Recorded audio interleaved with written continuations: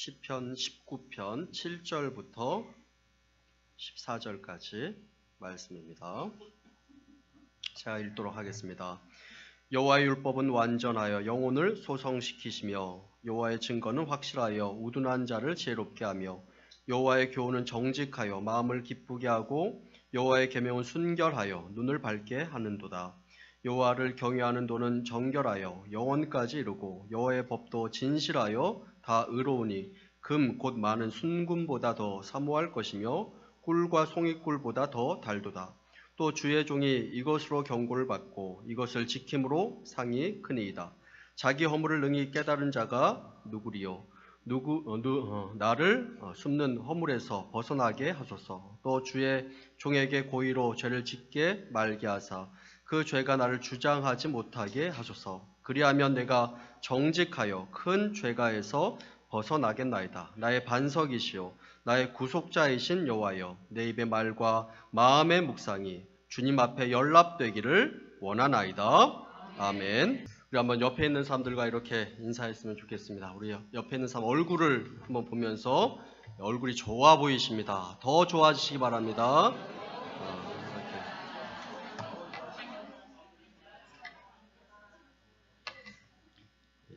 오늘 하루도 우리가 주님 안에서 더 은혜롭고 행복한 하루 보내기를 원합니다. 19세기 말에 미국의 M.B. 윌리엄스라는 그런 목사님이 있었는데 보스턴이라는 지역에서 6,000명 정도의 사역자가 모이는 그 집회에서 설교를 하게 되었습니다. 그러니까 설교한 이후에 내가 무슨 찬양을 할까라고 이렇게 생각을 하면서 그 집회 가운데 찬양 사역을 하고 있었던 찰스 틸만이라는 사람에게 내가 오늘 그 성경에 대한 위대성을 가지고 찬양을 하려고 하는데 그 이후에 설교 이후에 내가 무슨 찬양을 했으면 좋겠습니까? 이렇게 물어보았다고 합니다. 그가 조금 생각하다가 적절한 찬양이 생각나지 않아서 목사님 차라리 목사님께서 작사를 해보시는 게 어떻겠습니까? 그러면 제가 작곡을 해보도록 하겠습니다. 이렇게 대답을 했다고 합니다. 그러자 제가 작사를요? 제가 작사를 어떻게 하겠습니까? 그러니까 그가 계속 이렇게 격려를 해주자 그가 이제 작사를 해보겠다고 이제 생각을 갖게 되었습니다. 목사님께서 오늘 설교할 내용을 가지고 글을 써보시면 되겠습니다. 이렇게 이야기를 듣고 그가 성경책을 만지작 하다가 자신의 그 성경책을 보니 그 성경책이 바로 어머님이 남겨주신 성경책이었다 하는 것이었습니다. 자신의 성경책의 맨 앞을 열어보았더니 이렇게 써 있었습니다. 나의 어머니의 성경책이라고 이렇게 써 있는 것이었습니다. 그래서 갑자기 시상이 막 떠오르면서 글을 써 내려가기 시작했습니다. 옆에 있는 작곡가가 그 내용을 함께 보기 시작을 했습니다. 막 글을 써내려가기 시작하는데 어느 한 부분에서 막 눈물을 흘리기 시작했습니다.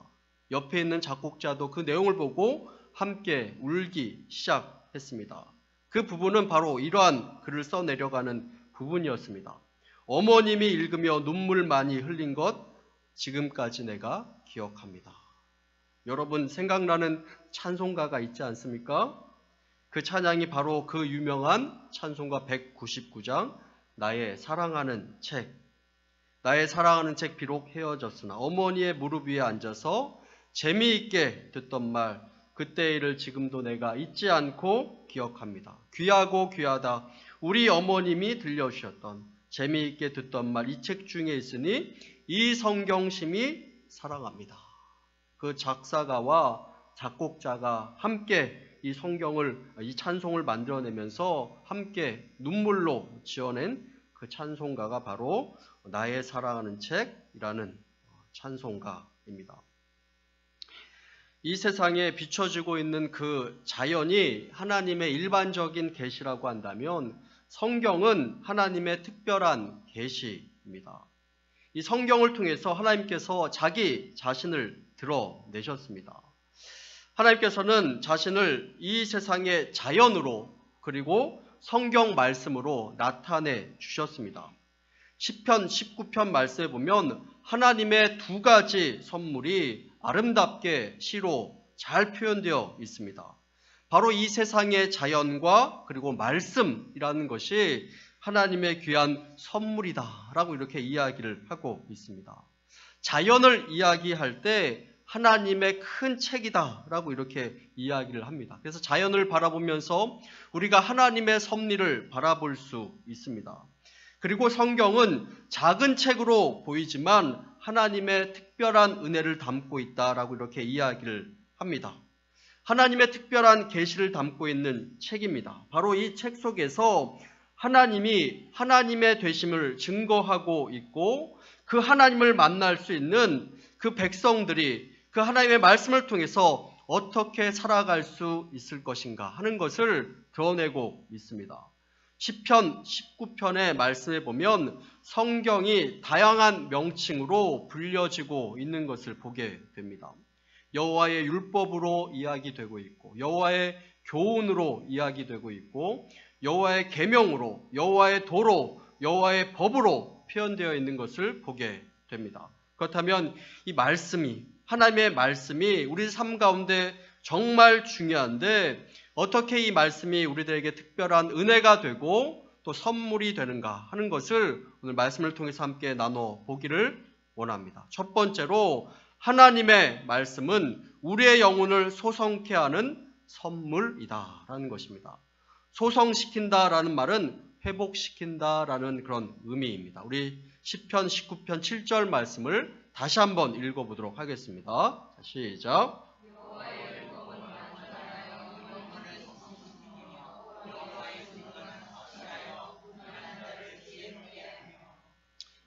방금 읽은 이 7절 말씀에 보면 그 7절 말씀의 앞부분을 보면 6절 말씀에 보면 태양, 햇빛의 그 열기에서 아무도 피할 자가 없도다.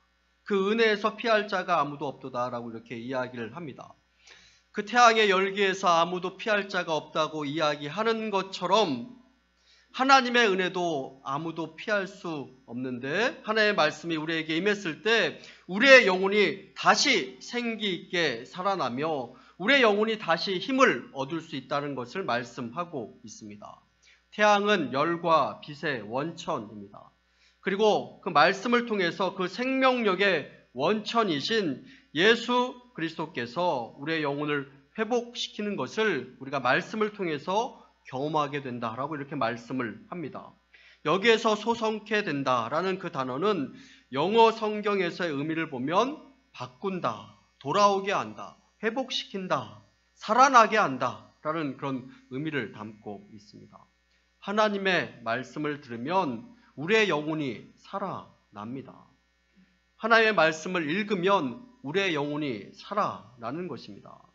그리고 병든 영혼이 말씀을 통해서 치유함을 얻는 줄로 믿습니다. 말라기서 4장 2절 말씀에 보면 내 이름을 경외하는 너희에게 공의로운 해가 떠올라서 치료하는 광선을 비치리니 너희가 나가서 외양간에서 나온 송아지같이 뛰리라. 하나님을 만난 사람은 그 햇빛과 같은 은혜로 다시 살아나게 되는 것을 경험하게 된다라고 말씀하고 있습니다.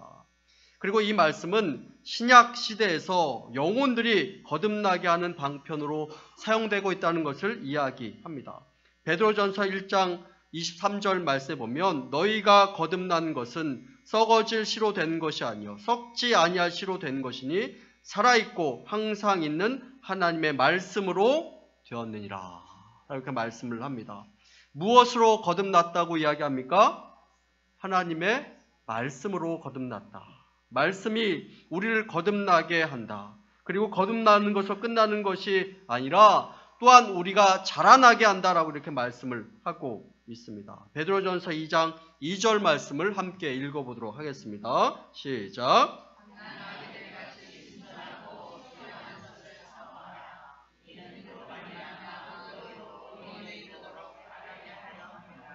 말씀을 통해서 우리의 영혼이 구원받게 되고 구원의 완성에 이르도록 자라게 하는 그 생명의 젖줄이 바로 하나님의 말씀이다 라고 이렇게 이야기를 하고 있습니다. 말씀이 바로 우리의 영혼을 거듭나게 하고 새롭게 만들고 소생시키시고 소성케 하는 그런 능력인 줄로 믿습니다.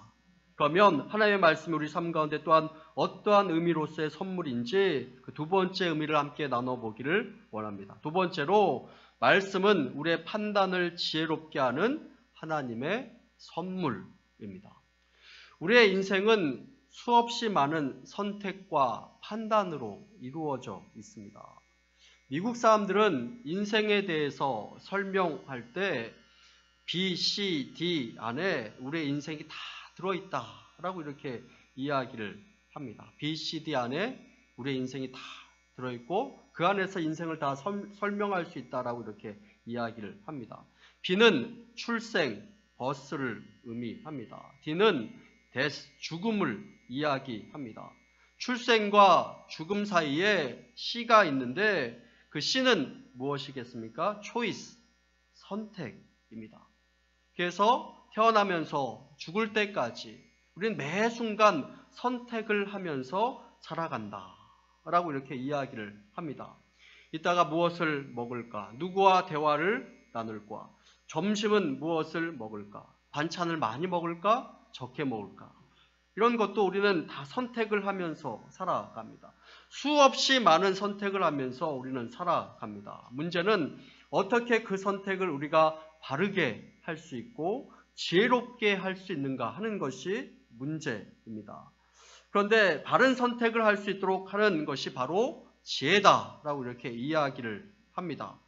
미국 사람들이 가장 존경하는 대통령을 묻는다면 세월이 아무리 흘러도 과거로부터 지금까지 부동의 1위를 하고 있는 사람이 있습니다. 한 번도 바뀐 적이 없는 부동의 1위를 하고 있는 그 대통령이 있습니다. 누구겠습니까? 바로 아브라함 링컨입니다.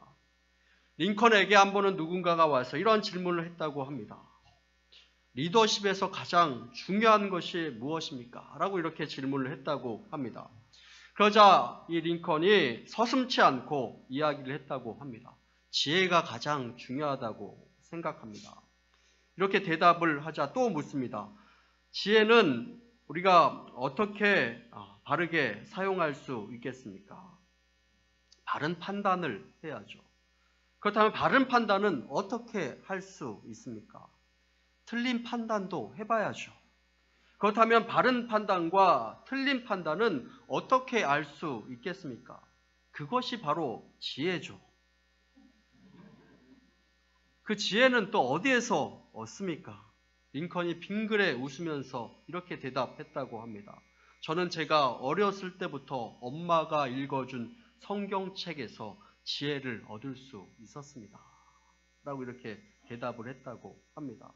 성경이 바로 답이었습니다.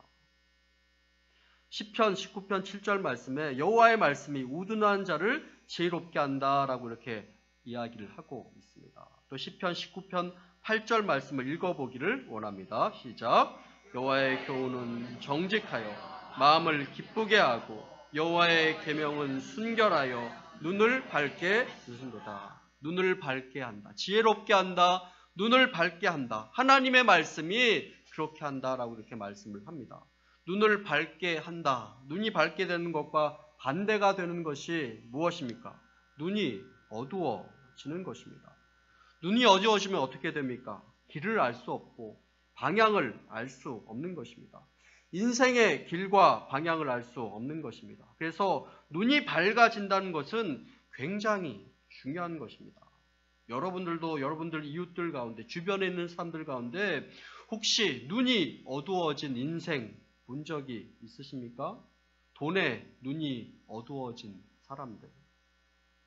이런 사람들 있지 않습니까? 명예에 눈이 어두워진 사람들. 권력에 눈이 어두워진 사람들.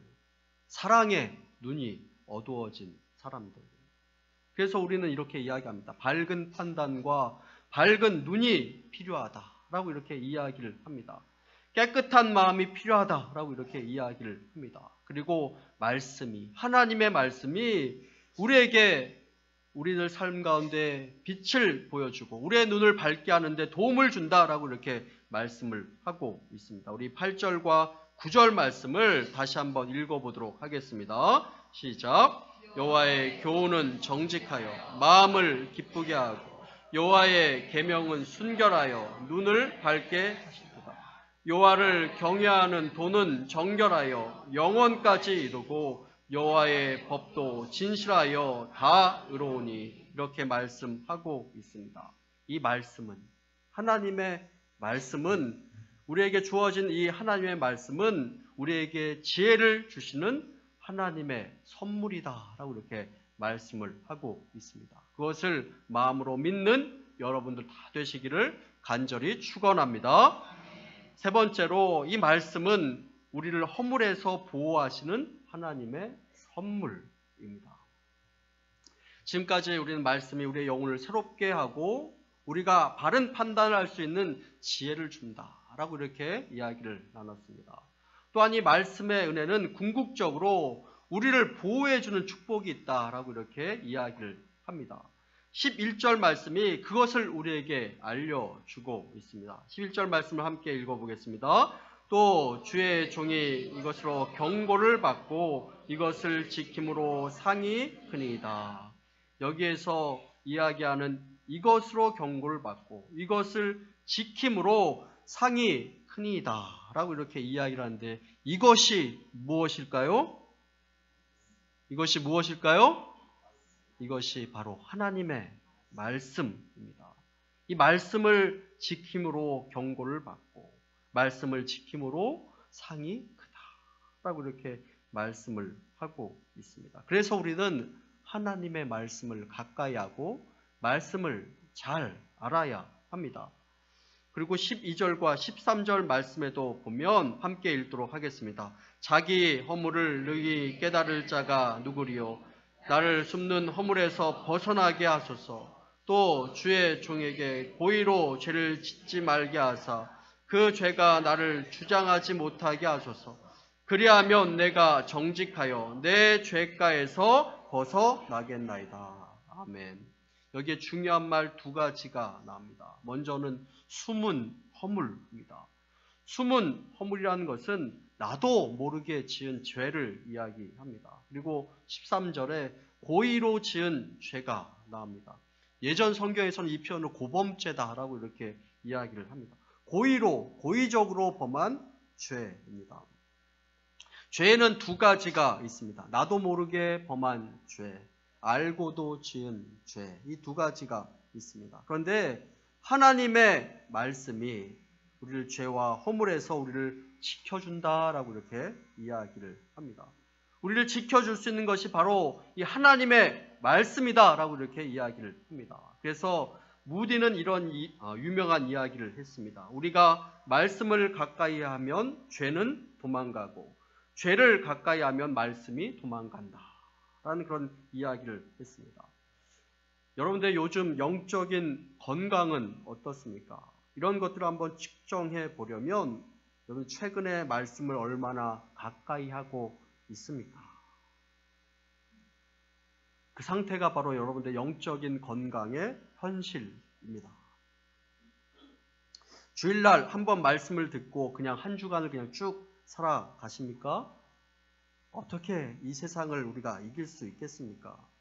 날마다 말씀을 가까이 하는 것, 말씀을 묵상하는 것, 이런 것 없이 우리가 이 세상을 어떻게 이길 수 있겠습니까? 그래서 시편 기자는 말씀을 이렇게 찬양하면서 우리가 이 말씀을 사랑하는 자리에 있어야 한다라고 이렇게 이야기를 하고 이 말씀을 가지고 살아갈 때 우리가 든든한 반석 위에 설 수 있다라고 이렇게 이야기를 하고 있습니다. 이 시편을 쓴 사람의 아름다운 그 찬양의 고백을 한번 읽어보기를 원합니다. 우리 10절 말씀을 읽어보도록 하겠습니다. 시작. 금 곧 순금보다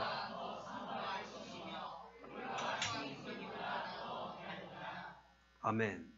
혹시 여러분 금 싫어하는 분 있습니까? 금 싫어하는 분 있으면 한번 손 들어보시기 바랍니다. 금을 교회에서 나눠준다라고 하면 안 나오실 분 있으면 한번 손 들어보시기 바랍니다.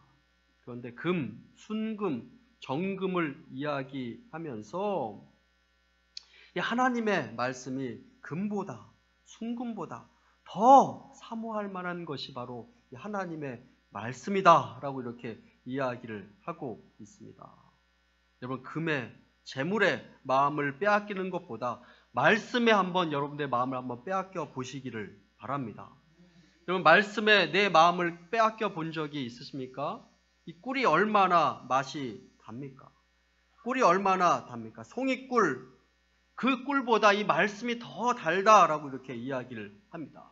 그래서 옛날 유대인의 랍비들은 아이들에게 성경을 더 잘 가르치기 위해서 꿀을 사용했다고 합니다.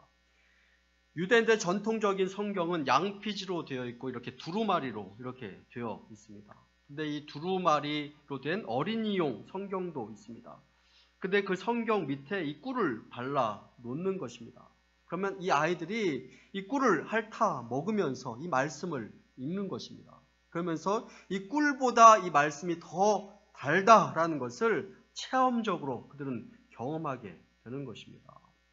여러분, 혹시 그런 느낌 받은 적이 있습니까? 말씀을 읽으면서, 말씀을 들으면서 이 말씀이 너무 달다, 너무 좋다, 이 말씀이 너무 좋고 나에게 너무 힘이 되고 나에게 너무 능력이 되어서 이 말씀이 너무 좋고 너무 달다, 이런 마음 혹시 가져본 적이 있습니까? 그렇게 말씀을 애찬하고 있는 이 시편의 기자가 마지막으로 또 이렇게 고백하면서 찬양을 마무리 짓는 것을 보게 됩니다. 우리 14절 말씀을 함께 읽어보도록 하겠습니다. 나의 반석이시오 나의 구속자이신 여호와여, 내 입의 말과 마음의 묵상이 주님 앞에 연락되기를 원하나이다. 아멘. 우리는 묵상하면 조용히 생각하는 것을 우리는 자주 떠오릅니다. 그런데 유명한 영성학자이고 현대인들이 읽기 쉬운 메시지 성경을 쓴 유진 피터슨이라는 목사님은 이 책을 먹으라라는 그 책에 이 묵상의 진정한 의미에 대해서 이야기를 잘 해주고 있습니다. 이 묵상이란 단어를 생각해 보다가 이 묵상이라는 것을 떠올릴 수 있는 그가 기가 막힌 장면을 보았다라고 이렇게 기록을 합니다. 그 사람이 사냥개 한 마리를 기르고 있었는데 이 사냥개와 함께 길을 가는 중에 이 사냥개가 사슴뼈를 발견하게 됩니다. 그래서 이 사냥개가 이 뼈를 발견하더니 그 뼈를 막 붙어있는 것을 뜯어먹고 정신없이 막 핥아먹기 시작합니다. 이 사냥개가 정신없이 물어뜯고 핥아먹는 그 장면, 그 모습을 보면서 그 사람이 떠올랐던 단어가 있다고 합니다. 그것이 바로 묵상이라는 단어였다고 합니다. 그러면서 성경에 있는 말씀 한 구절을 떠오르게 되었습니다. 이사야서 31장 4절 말씀에 여호와께서 이같이 내게 이르시되 큰 사자나 젊은 사자나 자기의 먹이를 움키고 으르렁거릴 때 라고 이렇게 이야기를 합니다. 배고픈 사자가 자기의 먹이를 움켜쥐고 으르렁거릴 때 그 단어, 으르렁거릴 때 그 단어의 어원이 히브리어의 그 묵상이라는 단어의 어원과 같은 어원으로 쓰였다라고 이렇게 합니다. 하나님의 말씀 앞에 그 사자와도 같이 굶주린 마음으로 이 말씀을 먹으려고 하고 읽으려고 하고 들으려고 하고 잡고 먹고 핥고 그 안에 풍성함을 누리려고 하는 그 마음이 바로 묵상의 마음이다라는 것입니다. 이 말씀을 통해서 배고픔을 채워나가고 이 말씀을 뜯어 먹고 이 말씀을 계속 핥아 먹으면서 말씀을 묵상하고 마침내 이 말씀이 나에게 피가 되고 살이 되도록 하는 그 작업이 바로 묵상이다라고 이렇게 이야기를 하고 있는 것입니다. 여러분들, 말씀 앞에 매달리며 말씀을 내 것으로 만들기 위해서 노력하시기를 바랍니다. 그런 노력이 여러분 삶 가운데 있게 되기를 간절히 소원합니다. 그때 비로소 시편 19편을 쓴 기자와 같은 놀라운 고백을 우리가 할 수 있는 것입니다. 14절 말씀에 나의 반석이시오 나의 구속자이신 여호와여, 내 입의 말과 마음의 묵상이 주님 앞에 연락되기를 원하나이다. 예전에 이런 복음 성가도 있었습니다. 나의 입술의 모든 말과 나의 마음의 묵상이 주께 연락되기를 원하네. 반석이 되신 주, 생명이 되신 주, 나의 입술의 모든 말과 마음의 묵상이 주께 연락되기를 원하네. 여러분, 올해가 어떤 해인지 아십니까? 올해가 어떤 해일까요? 올해는 종교개혁 500주년이 되는 해입니다. 여러분 혹시 알고 계셨습니까? 그래서 교단 차원에서도 그 의미를 살려보려고 여러 가지 기념 행사들을 하려고 노력합니다. 1517년 10월 31일에 마틴 루터에 의해서 비덴베르크 성당에 95개조 반박문을 걸면서 이 종교개혁이 시작합니다. 그 뒤에 수많은 사람이 목숨을 걸고 저항하면서 종교개혁을 하려고 했던 그 이유, 그 이슈가 무엇입니까? 첫 번째로는 성직 매매였습니다. 이 성직이라는 것을 은혜의 수도꼭지를 틀 수 있는 권위로 생각하고 이 성직을 수직적으로 임명을 했기 때문에 기존의 성직을 가진 사람이 성직을 매매한 것입니다.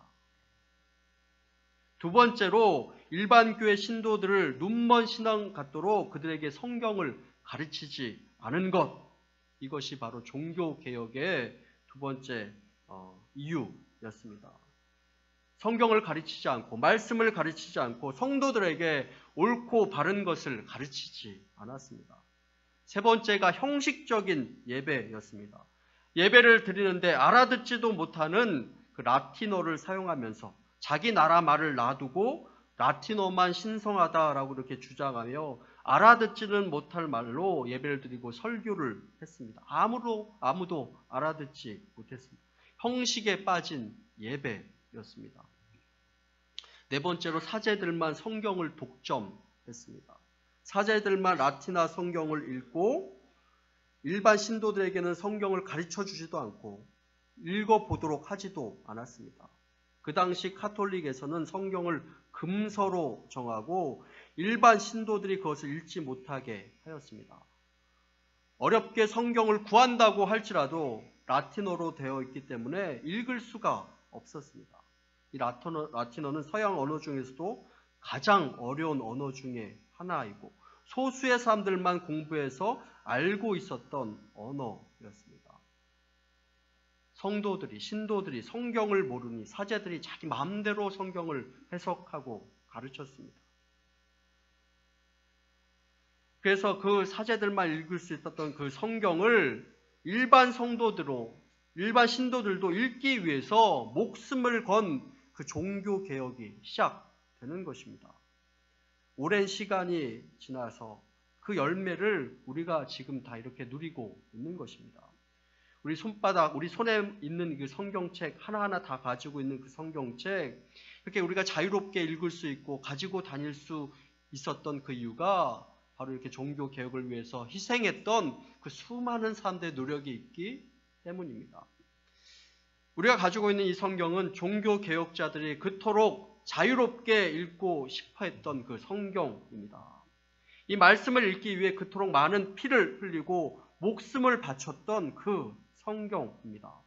지금 여러분들의 손 안에 우리말로 번역되어 있는 성경이 있다는 것, 얼마나 큰 하나님의 은혜이고 축복이고 선물인지 모릅니다. 이 성경이 자기 나라 말로 번역된 성경을 갖고 자유롭게 읽을 수 있다는 것, 이 종교개혁 시대 사람들이 얼마나 갈망하고 바랬던 것인지 우리는 그것을 알아야 합니다. 그런데 우리는 그 고마움을 잘 모르는 경우가 참 많이 있습니다. 그토록 성경을 자유롭게 읽기 위해서 목숨을 바쳤던 그 사람들에 비하면 우리는 성경을 마음대로 읽을 수 있는 자유도 있고 성경책이 이렇게 우리 손 안에 있음에도 불구하고 그 말씀을 잘 읽지 않고 그냥 고이 모셔두는 경우가 참 많이 있는 것을 보게 됩니다. 서점에 보면 얼마나 좋은 성경책들이 많이 있습니까?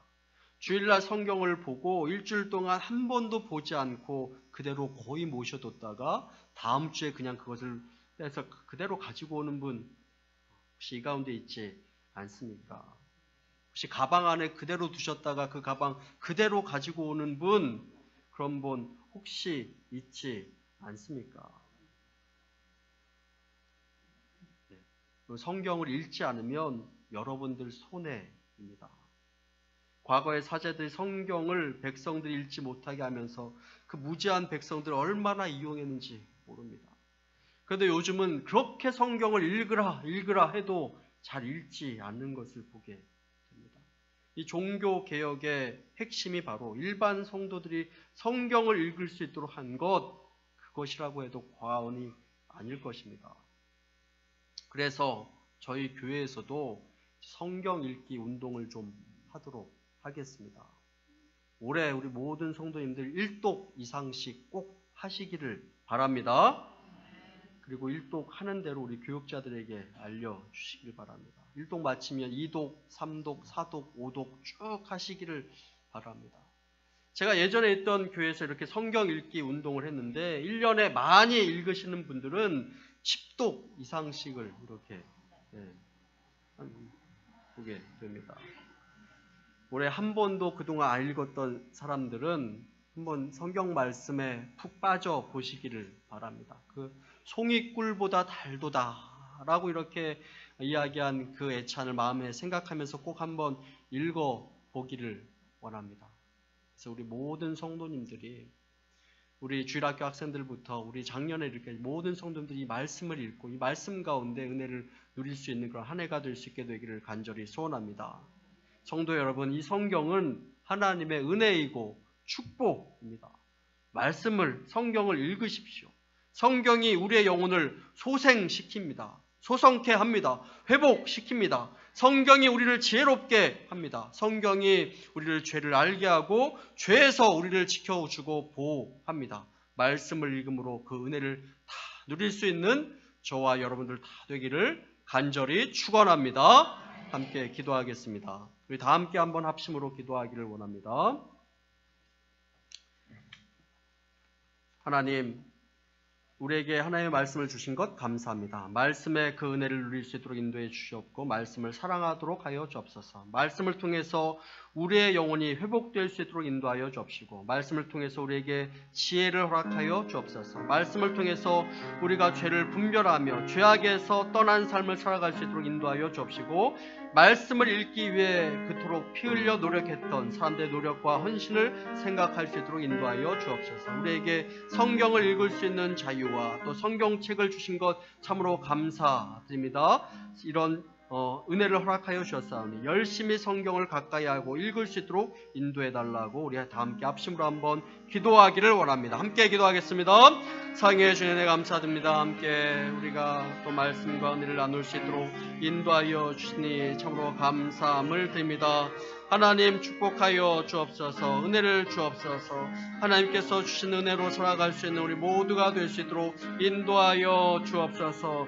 하나님 말씀을 가까이 할 수 있도록 인도하여 주옵시고 말씀을 읽을 수 있도록 인도하여 주옵시고 말씀의 그 은혜를 누릴 수 있도록 인도하여 주옵소서. 말씀을 통해서 우리의 영혼이 소생케 될 수 있도록 인도하여 주옵시고 우리에게 지혜를 허락하여 주옵시고 말씀을 통해서 우리의 죄를 분별하며 죄에서 떠난 그런 삶을 살아갈 수 있도록 인도하여 주옵소서. 하나님의 말씀을 읽기 위해 피 흘려서 노력했던 사람들의 노력과 헌신을 생각할 수 있도록 인도하여 주옵시고 성경을 읽을 수 있는 그 자유 또 성경을 읽을 수 있는 그 책을 우리에게 허락하여 주신 것 너무나 감사함을 드립니다. 열심히 성경을 읽고 가까이 할 수 있도록 인도하여 주옵시고 그 말씀이 송이꿀보다 달다고 하셨사오니 그 은혜를 우리 모두가 다 누릴 수 있도록 인도하여 주옵소서. 아버지 도와주옵소서.